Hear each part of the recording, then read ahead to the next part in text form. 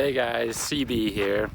Listen, I want to talk to all of you guys watching the videos that are following along. You're probably noticing that Alex and I are coming to the end of our California sections on the Pacific Crest Trail.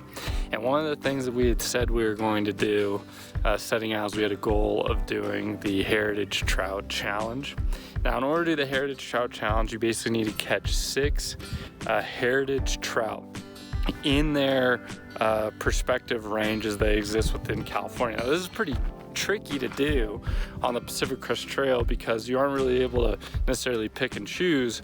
However, before we had headed out, I had come up with a possible plan where it may be possible to catch 6 different California heritage trout.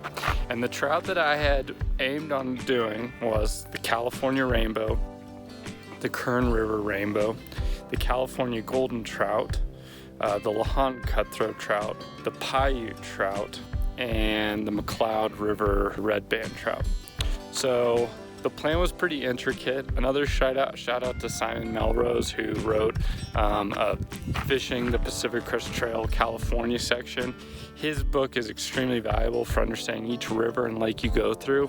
I think if you pair the footage that Alex and I have along with his book, it really gives you an idea of what the bodies of water and fishing can look, not only when there's a great summer like Simon Melrose had when he did the PCT, but also in a crazy snowy year up in the Sierras. Like a lot of the footage that I was showing you give you an idea of what it looks like with a lot of the lakes thawing and such. All right, so the first 3 species I'm going to talk about are definitely early on the trip. You can knock out 2 of them. 2 of them are extremely widespread, probably the easiest ones to knock out. Those are the California rainbow, probably the most dispersed trout species, not only in California, but along the Pacific Crest Trail. That was the first species that Alex and I caught at Deep Creek. And that's kind of also your very first fishing opportunity on the PCT. So that fish right there, that's sort of an easy one. Rainbow off the list, baby. The next easy one, as you start to get into the Sierras, you'll come across your first opportunity for California golden trout. Specifically, you'll be getting around rivers that belong to the South Fork of the Kern River. Beautiful fish. Honestly, in my opinion, probably the most beautiful trout species there is. And you're gonna have an abundance of different lakes throughout the Sierras where you're gonna be able to catch these things, and different rivers. One of my favorite places was in the meadow below Whitney. The meadow that's right there by the ranger station, that's a great place to catch some really beautiful golden trout. And you're gonna experience them throughout most of the Sierras. So right there, those first 2 species, that's gonna be pretty easy for you to do.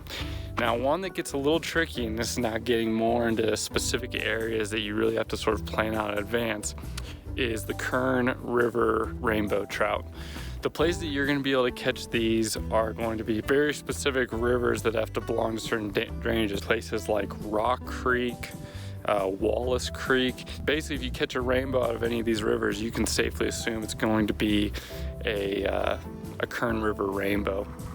Unfortunately, when I was going there, it was so early in the season that although I saw trout, I really couldn't get them to bite. They weren't active, they weren't feeding, they were still warming up from the winter. So moving along farther along the trail, you really start to get into some of the really, really difficult species to find. I believe that it is possible to, on certain rivers, catch them, but more likely than not, from what I've read, you probably are going to have to get off the trail and perhaps get a car to go to a river that's maybe a little more prevalent in that area to have them, or a little more abundant in fish. But for the sake of describing the plan that I had and where it may possibly be fish, as you move along, you'll start to reach places like Paiute Creek, Rancheria Creek. This is going to be your first opportunity to possibly catch a Paiute trout. When I was over these rivers, they really didn't look that fishy. But that being said, I was also there right starting at runoff. So these rivers had crazy CFS going on. They're really fast moving. It was just high water season. I really didn't get a feel for what the river would actually be like. Moving further on, you start to get into Lahan cutthroat territory. You're looking at Carson, Upper Truckee, Tamarack Lakes. These are all lakes that technically should be within the La'an Cutthroat Range. And then further moving on, starting to get to the end of the Sierras in Northern California, you get into the Squaw Valley, McCloud River red band trout.